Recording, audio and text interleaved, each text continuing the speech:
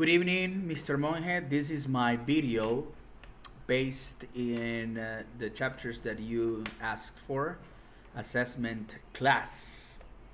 Okay, so I chose the chapter in which we are going to talk about assessing speaking.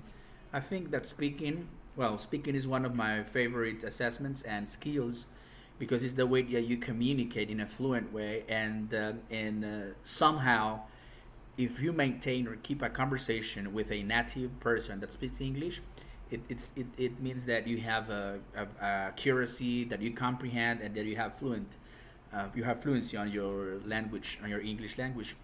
But there were five elements that I really liked when I read this chapter, and the first element is imitative.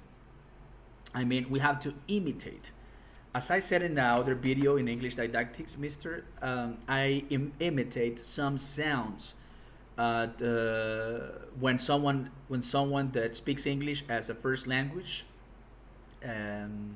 makes sounds, pronunciations. I am really into that kind of pronunciation. Not into the British one because I'm not learning.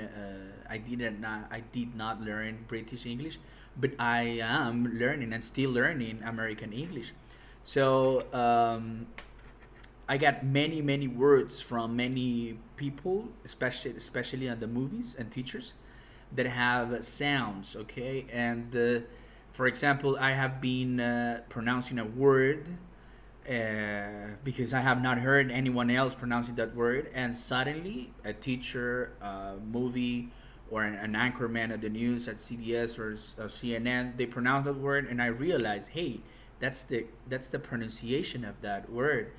I mean, I have to retain in a short stretch my language or the language that must be imitated, and I think that in summary, imitative, it's like you have to imitate the sounds but not from a person that does not speak English in a proper way.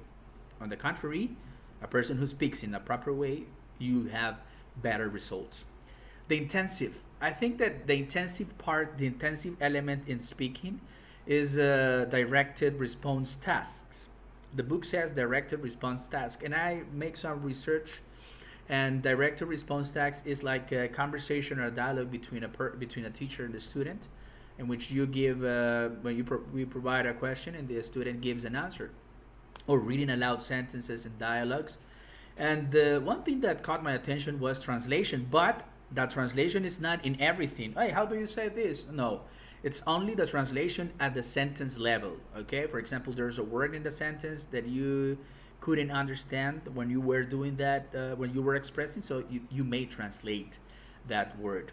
Element number three is the responsive element, interaction and test comprehension, conversation strategies. I mean, there's a lot of conversations and dialogues inside literature books, inside first level English first level, okay, where they start, okay, listening to pronunciation, where they start opening their mouth and trying to speak a second language, right?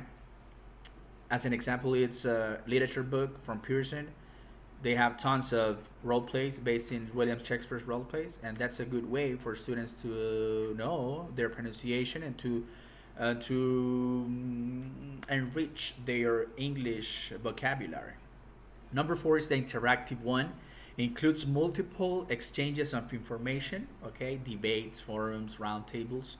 Those activities are perfect for the interactive element. And the last one is the extensive, which includes monologues, speech tasks, everything. Okay, and this is the hard one because sometimes you hear students making speeches and their English is not good. So we have to think what happened with this speaking skill, with this listening skill during the elementary grades.